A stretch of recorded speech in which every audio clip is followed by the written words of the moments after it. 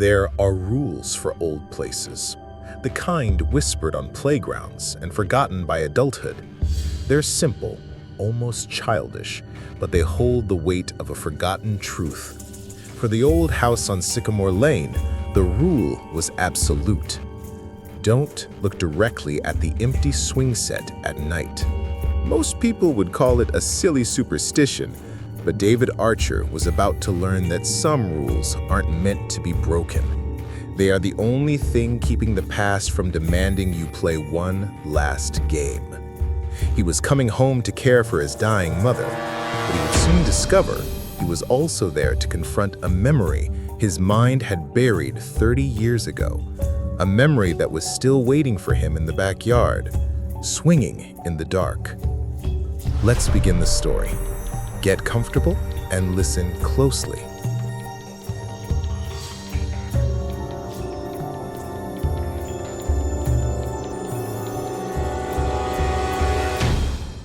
The scent hit him the moment he stepped over the threshold. A sickly sweet cocktail of old paper, lemon polish, and the antiseptic tang of illness. It was the smell of his childhood home, a place he had meticulously avoided for the better part of 2 decades. The silence was a heavy blanket, disturbed only by the strained hum of the refrigerator and the faint, rhythmic ticking of a grandfather clock in the hall, a sound that had measured out his youth in agonizingly slow increments. David, now 38, and an architect who built his life on clean lines and predictable outcomes, felt his carefully constructed order begin to fray. He dropped his duffel bag by the door, the sound unnaturally loud in the quiet house. "Mom?" he called out, his voice feeling foreign in the space. "In here, David." He found Helen, his mother, cocooned in a thick afghan in her favorite armchair, the one with the floral pattern worn smooth over the years. Her illness, a cruel form of dementia peppered with severe arthritis, had whittled her down. The woman who once commanded the house with fierce energy was now a fragile bird, her hands knotted and her eyes clouded with a confusion that only occasionally parted. "You came," she said, a flicker of her old self in her gaze. "I said I would," David replied, keeping his tone gentle. He'd fought with his sister over this, his reluctance a tangible thing over the phone. But Maria had her own family, her own life, 3 states away. It was his turn. The weight of that reluctant responsibility settled on his shoulders, as familiar and uncomfortable as an old, ill-fitting coat. The next few hours were a blur of logistics, sorting medications, checking the pantry, navigating the minefield of conversation with a mind that drifted like smoke. He found himself in the kitchen, washing a mug, when he looked out the window over the sink. There it was, the swing set. It stood in the center of the overgrown backyard like a skeletal monument. 2 empty swings, their red plastic seats faded to a chalky pink, hung from rusty chains. It was a relic of a past he had actively worked to forget, a symbol of long, humid summers and feelings he couldn't quite name. A single, stark security light on the back of the house cast long, distorted shadows, making the whole scene look like a faded photograph of a crime. He felt a sudden, inexplicable chill, a prickle of unease that had nothing to do with the drafty window frame. That night, exhaustion was a physical ache in his bones. He couldn't sleep. The guest room, his old bedroom, felt smaller, the walls crawling with the ghosts of teenage angst and forgotten posters. Around 2 a.m., he padded back to the kitchen for a glass of water, the old floorboards groaning under his weight. He instinctively glanced out the window again. In the far edge of his vision, he saw it. One of the swings was moving. It wasn't a wild, wind-driven arc, but a gentle, lazy sway, as if someone had just pushed off and hopped from the seat.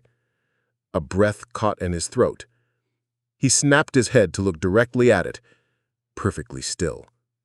Both swings hung motionless, their chains dark lines against the pale grass. He stared, his heart thudding against his ribs. It had to be a trick of the eye.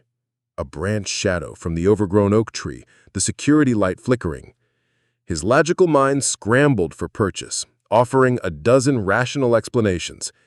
He was tired, stressed. That was all. He finished his water, shook his head at his own foolishness, and went back to bed, forcing the image from his mind. The next afternoon, trying to bring a sense of normalcy to the house, he talked to his mother about his plans. "I was thinking I could spend the weekend cleaning up the yard a bit, maybe mow the lawn, trim back that oak tree." Helen just nodded, her eyes distant. "And I should probably take down that old swing set. It's a tetanus trap." The change was instantaneous and terrifying. Her clouded gaze sharpened, focusing on him with an unnerving intensity. Her garled fingers shot out, gripping his forearm with surprising strength. The skin of her hand was paper-thin, but the pressure was like a vice. "Leave it be," she whispered, her voice a dry rasp, yet clear and lucid. "Especially at night.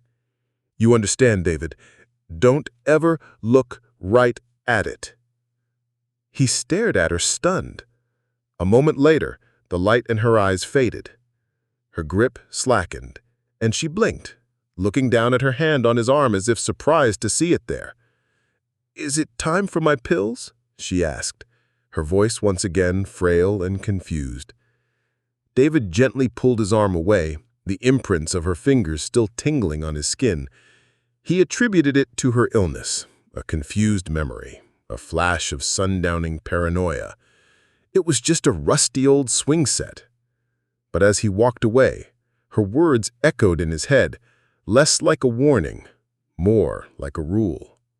A rule he was already beginning to fear he had broken. The human eye is a liar. David, the architect, knew this. It fills in blanks, gets confused by light and shadow, and creates motion where there is none. He clung to this knowledge like a shield over the next 2 nights, but the shield was beginning to crack. It happened again while he was washing the dinner dishes. The warm water and scent of soap, a small comfort in the suffocatingly quiet house. His gaze was fixed on the greasy plate in his hands, but his peripheral vision, that wide, unfocused field of awareness, registered the backyard. And in that field, something was wrong. This time it was clearer. The left swing was moving, not just swaying, but rising and falling in a steady, deliberate rhythm. It was the rhythm of a child pumping their legs, building momentum. He could almost feel the phantom weight, the slight upward lift at the peak of the arc. The sight, not quite seen, sent a jolt of ice through his veins. He didn't dare move, didn't dare turn his head. He just stood frozen, his knuckles white on the sponge, watching the spectral motion out of the corner of his eye. It continued for a full 10 seconds before his rational mind screamed at him to look. He whipped his head toward the window. Stillness. Absolute, unmoving silence under the cold security light. The swing hung as if it were welded in place. The only thing moving was his own ragged breath fogging the glass. It wasn't the wind. The air outside was dead calm, the leaves on the oak tree motionless. It wasn't a shadow. The light was constant. It was something else. His mother's warning, which he had dismissed as a symptom of her deteriorating mind, now felt terrifyingly prescient. Don't look right at it.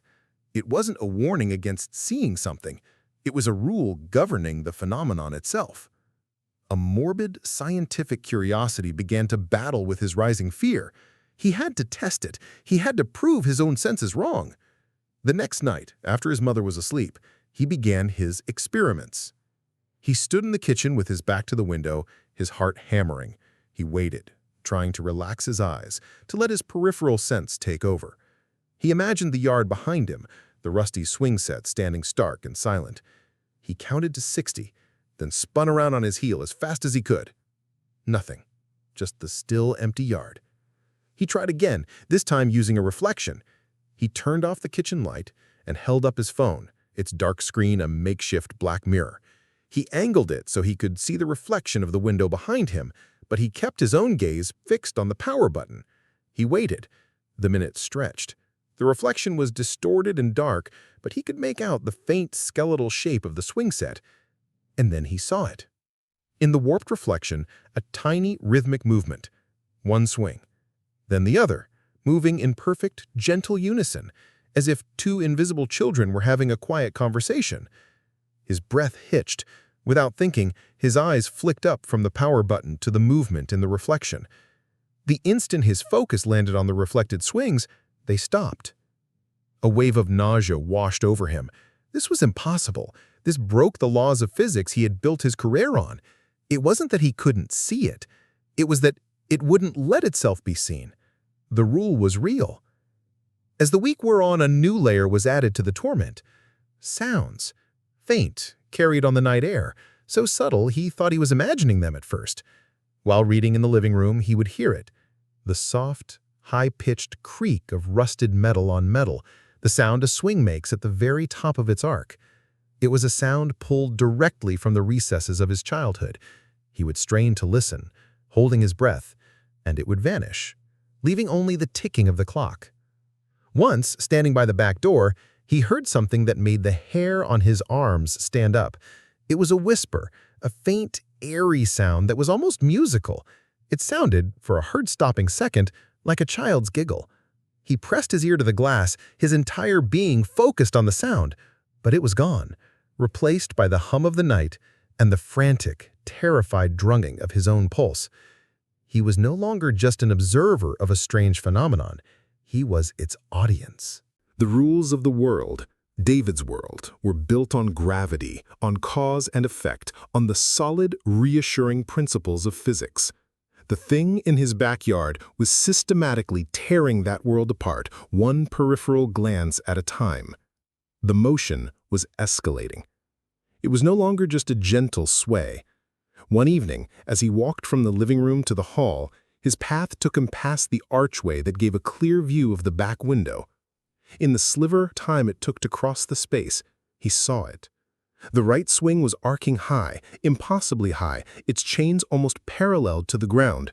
It was a height that would send any real child flying off into the darkness, a movement that defied the simple physics of a pendulum. He flinched, stumbling into the opposite wall, and when he looked back, the yard was serene and still. The image was burned into his mind, a swing hurtling toward the black sky, driven by an unseen, reckless energy. Another night, he saw both swings moving at once, but in a chaotic, unnatural rhythm. One swung forward while the other swung back. Then they would both freeze at their apex for a split second before reversing, their movements perfectly opposite and utterly silent. It wasn't like two children playing. It was like a single malevolent intelligence controlling both, performing a silent lunatic puppet show just for him. The feeling of a presence, of an unseen player on the swings, became an overwhelming certainty. It was there, it was playing, and it was watching him, watching to see if he was watching back. These nightly terrors began to dredge up things from the deep, silted-over riverbed of his memory. The phenomenon acted like a key, unlocking fragmented sensations of a childhood he thought he remembered. He'd be standing at the sink and suddenly be hit with the phantom smell of freshly cut grass and the feeling of hot summer sun on his neck. He'd hear the creaking from the yard, and a corresponding memory would flash behind his eyes. The sound of two children laughing, their voices high and joyful. One was his, the other belonged to a girl. He couldn't see her face. He couldn't remember her name. She was a ghost in his own mind, a silhouette of companionship. He remembered the feel of her small hand in his, the shared secrets whispered under the shade of the old oak tree, and then, attached to these warm, sun-drenched fragments, was a sudden, jarring clang of dread, a profound, echoing silence that snuffed out the laughter. It was a feeling of something ending, abruptly, terribly. His logical mind, battered but not yet broken, demanded proof. This couldn't be real. It was a waking nightmare brought on by stress and grief. He needed objective data. He took his smartphone and propped it up on the kitchen windowsill, aiming the camera directly at the swing set. He hit record, checked the angle, and left it there. A silent digital sentry. "Catch it," he whispered to the inert device. "Catch it, you son of a bitch." He left it recording for 6 hours, from midnight to dawn. The next morning, with a cup of coffee tasting like ash in his mouth, he sat down to review the footage. He scrolled through hours of mind-numbing stillness. The swing set didn't move a millimeter. The security light cast its unwavering glow. Nothing.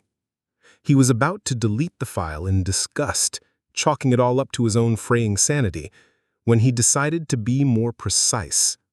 He scrubbed to the exact time, 1:47 a.m., when he had walked past the kitchen and seen the swing arcing impossibly high out of the corner of his eye. The video at 1:46:59 was perfectly clear. The video at 1:47:04 was perfectly clear. But between those 2 points, right where the impossible motion should have been, the footage dissolved into chaos. For 3 solid seconds, the screen filled with a blizzard of pixelation, the image distorting into meaningless blocks of green and purple. The audio, which had been a quiet hum of crickets, erupted into a harsh burst of white noise, a crackle of pure static. A frame counter in the corner of the app showed that several frames had simply dropped, as if they never existed. He rewound and played it again. Stillness. A 3-second visual and auditory shriek. Stillness. A cold dread, colder and deeper than any he had felt before, settled in his stomach. It wasn't just that he couldn't see it directly. The phenomenon actively resisted being observed. It was as if the camera itself, a mechanical and unfeeling eye, had been forced to look away. The failed recording was a turning point. The flimsy barrier between psychological stress and supernatural reality crumbled, leaving David exposed and terrified. His anxiety, once a low hum, became a screeching siren in his mind. The house, his childhood home, transformed into a prison where he was the sole inmate, tormented by a warden he couldn't see. He began to alter his behavior in small, insane ways. He would walk through the house with his gaze deliberately fixed on the floor or the ceiling, avoiding any window that faced the backyard.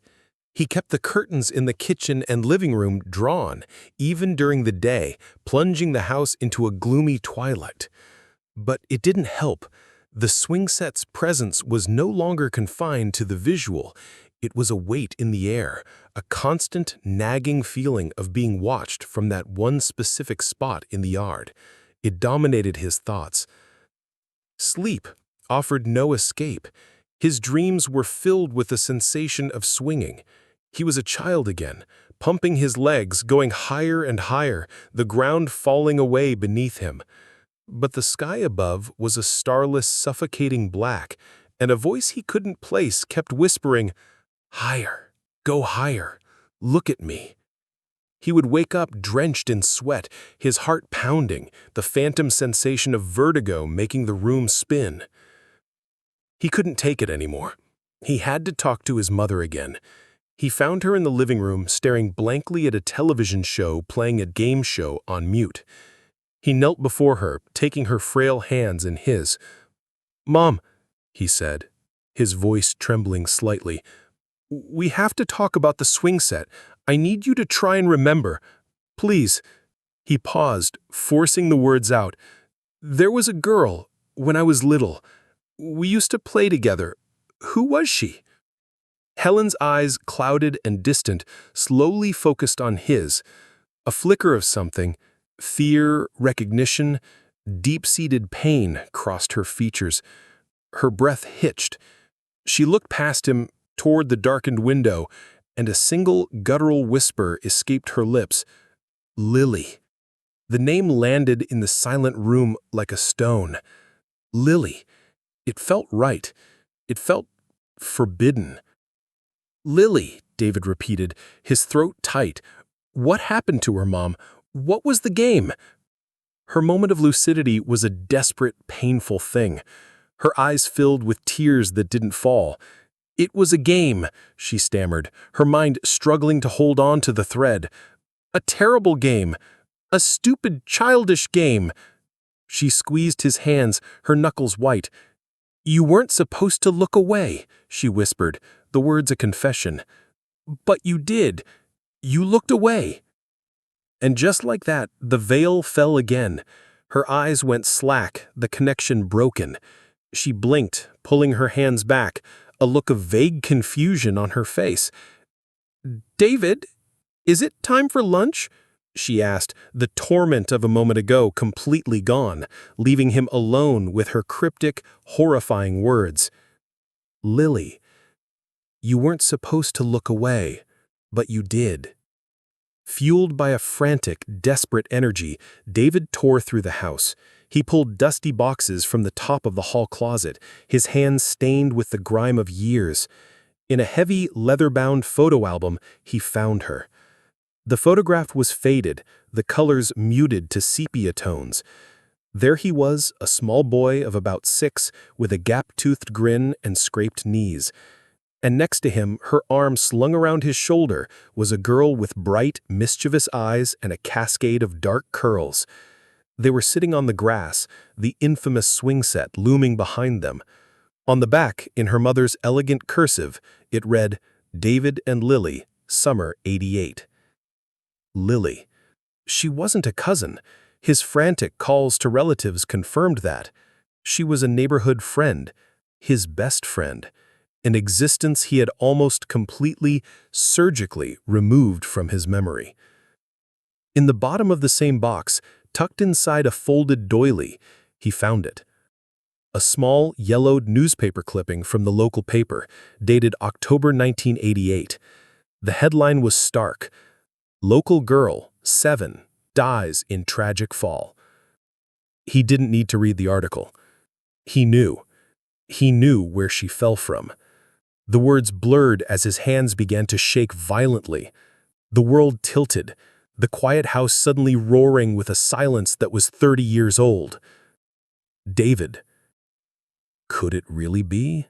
The sight of the faded photograph and the stark, brutal words of the newspaper clipping were the keys that unlocked the vault.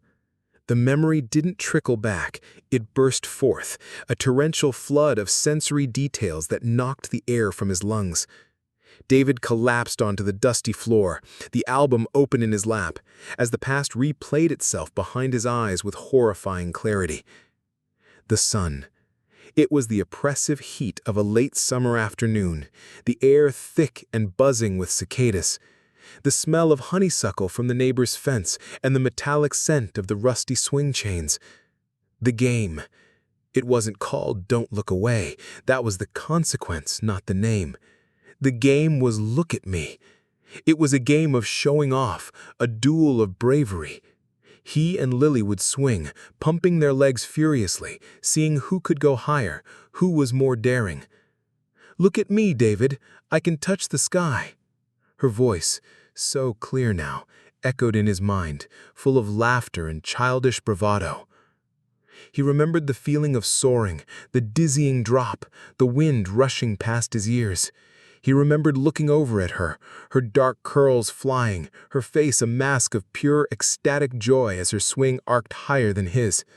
She was winning. She was always braver. "Look at me!" she had yelled, her voice strained with effort as she gave one last mighty pump. The accident. The memory sharpened to a single, crystalline moment. He remembered being scared. She was too high. The chains were groaning, the metal frame of the swing set creaking in protest.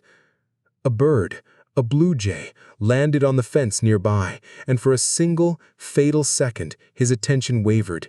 He looked away from Lily, toward the flash of blue. That was when he heard it. Not a scream. A sharp, surprised gasp, followed by the sickening wet thud of something heavy hitting the packed earth. He whipped his head back, and his memory went white, a pure, clean, protective void. His 6-year-old mind, faced with an unbearable trauma, had slammed a door. It cut the feed, erased the image. He remembered the silence that followed, the sudden absence of her laughter, the way the sun felt cold on his skin. He never looked directly at her empty swing again. Not that day. Not ever. Standing up on shaky legs in the dim hallway of his present, David, the architect, finally understood. He pieced it all together, the fragments clicking into a dreadful, coherent whole. The peripheral player wasn't Lily's ghost, not in the traditional sense of a vengeful spirit. It was a psychic scar left on the location, a place memory, an emotional echo trapped in a perpetual loop. It was the residue of Lily's vibrant, playful energy, inextricably tied to the traumatic shock of her final moment. It was bound by the broken rule of their last game. Look at me. It was a plea, trapped in time. The phenomenon wasn't trying to scare him. It was trying to get his attention. It was the echo of a 7-year-old girl, forever stuck in the last moment of her game, forever crying out to her playmate who broke the rule and looked away. For 30 years, it had been trying to complete the game, to make him do the one thing his traumatized mind refused to do, to finally look at what happened. Knowledge changed everything. The fear, while not gone, was now mingled with a profound, heart-wrenching sorrow. The entity in the yard was no longer a malevolent force, it was the echo of his lost friend.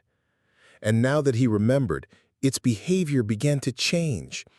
The peripheral motion became less chaotic, less about shocking him. It became more pointed, more personal. It felt like an invitation.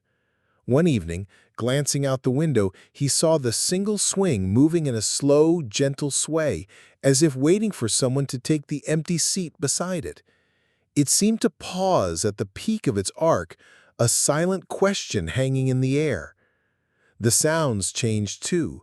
The faint giggling he'd heard before was clearer now, closer. It no longer sounded mischievous or spectral. It sounded lonely. Once, as he stood by the back door, he heard it carried on the breeze, a soft, ethereal whisper that distinctly formed his name. David. The sound sent a shiver down his spine, not of terror, but of deep, aching sadness. The presence felt less like a haunting and more like a waiting playmate, wondering why he wouldn't come out. The boundary between the yard and the house, between memory and reality, was thinning. One morning, he opened the back door to let in the cool air and found it sitting perfectly centered on the doormat, a single bright yellow dandelion. He froze, staring at it. It was impossible. The yard was a mess of weeds and overgrown grass, but there were no dandelions near the house. And he remembered with a sudden, vivid clarity making dandelion chains with Lily on a summer afternoon, her fingers stained green. It was an offering, a physical sign that had crossed the threshold from her world into his. Armed with his reclaimed memory and the impossible dandelion clutched in his hand, he went to his mother. He found her sitting by the window, looking out at the gray sky. He didn't ask questions this time. He told her. He told her everything he remembered, the game, the blue jay, the thud, the silence. The dam of her own carefully constructed denial broke. She turned to him, her face a mask of anguish, and the tears she had held back for 30 years finally came. Through racking sobs, she confessed, "We thought we were protecting you," she wept, her voice thick with guilt. "The doctor said it was too much for you to handle, so we just stopped. We never spoke of Lily again. We packed her things away from your sight. We pretended she never existed. We thought if we never talked about it, the memory would fade for you." She looked at him, her eyes pleading for an absolution he didn't know how to give. "We moved on too quickly. We buried her and we buried the memory inside you. We were just so scared." She took a shuddering breath. "I've seen it, David, for years. The swing, moving when I don't look. It was my punishment, a constant, silent reminder of our secret, of the little girl we all tried to forget." Her confession laid bare the family's shared, unspoken grief. It wasn't just his trauma, it was theirs. They had all been playing a game of "Don't Look," and it had haunted them all. That night, the air was thick and still. The moon was hidden behind a blanket of clouds, leaving the backyard illuminated only by the cold, artificial glare of the single security light. David knew he couldn't spend another night in this house as a prisoner of the past. He couldn't leave his mother to live out her days with this silent, swinging ghost in her periphery. The loop had to be broken. The game had to end. He opened the back door, the hinges groaning in the quiet. He stepped out onto the cool, damp grass of the patio. His heart was a frantic drum against his ribs. Immediately, he sensed it. Out of the corner of his left eye, the swing on the right was moving. A slow, steady, hopeful rhythm. He felt the powerful, ingrained habit of 30 years screaming at him to look away, to turn his head, to focus on anything else. It was a physical reflex, a flinch of the soul. From the darkness near the old oak tree, he heard it, the clear, expectant echo of Lily's laughter. "Look at me, David." He took a deep breath, the night air chilling his lungs. He closed his eyes for a second, picturing her face from the photograph, the mischievous eyes, the joyful grin. He was no longer a terrified 6-year-old boy. He was a man who finally understood. Slowly, deliberately, he turned his head. He fought against every screaming nerve, forcing his gaze past the overgrown grass, past the shadow of the oak tree, until he was looking directly at the moving swing. The instant his full, focused gaze fell upon it, the world changed. It didn't just stop. That would have been too simple. For a breathtaking moment, everything became preternaturally sharp and still. The air ceased to move. The hum of the night went silent. The oppressive feeling of being watched didn't just vanish. It was replaced by a wave of something else, a feeling of release, of acknowledgement. The faint, echoing laughter transformed. It became a single, clear, happy laugh, not a haunting, but a pure expression of joy. The laugh of a child who has just been seen, who has finally won the game. It hung in the silent air for a moment, and then faded into what sounded like a peaceful, contented sigh. And on the swing, for a sliver of a second, he saw her. Not a horrifying specter, but a shimmering, translucent image of the girl from the photograph. She was looking right at him, a bright, relieved smile on her face. Then, like smoke caught in the sunbeam, she dissolved into the night. The game was over. He had looked. Silence. A true, deep quiet he hadn't felt since he'd arrived. The oppressive weight was gone. In its place was a profound, heartbreaking sadness, a grief that was 30 years late but was finally, blessedly, his to feel. He stood there for a long time looking at the swing set, which was now, and for the first time, just a piece of old rusty metal under a security light. David walked back into the house, feeling as though a fever he'd been carrying his entire life had finally broken. He went to his mother's room. She was awake, sitting up in bed, as if she had been waiting. She looked at him, and in her eyes he saw not confusion, but a question. "It's over, Mom," he said softly, his voice thick with emotion. "Lily, she's at peace." He sat on the edge of her bed, and for the first time since he was a small boy, they had a real conversation. They talked about Lily. They shared memories of her, small, forgotten moments of sunshine and laughter.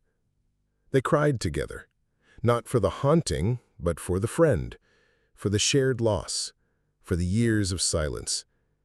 It was the beginning of a healing that was long overdue, a quiet lancing of a wound that had festered in the heart of their family for a generation.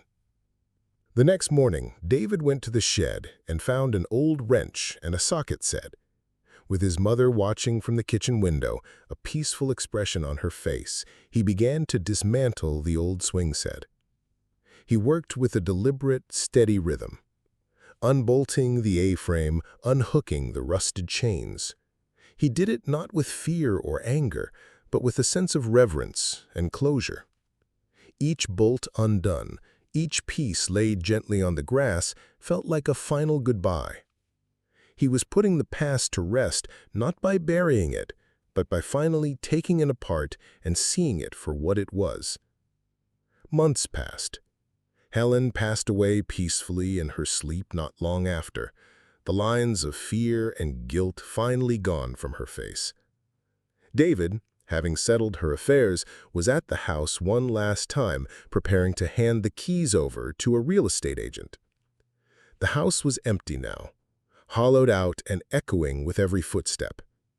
At dusk, he found himself standing in the backyard, looking at the patch of worn, bare grass where the swing set used to be.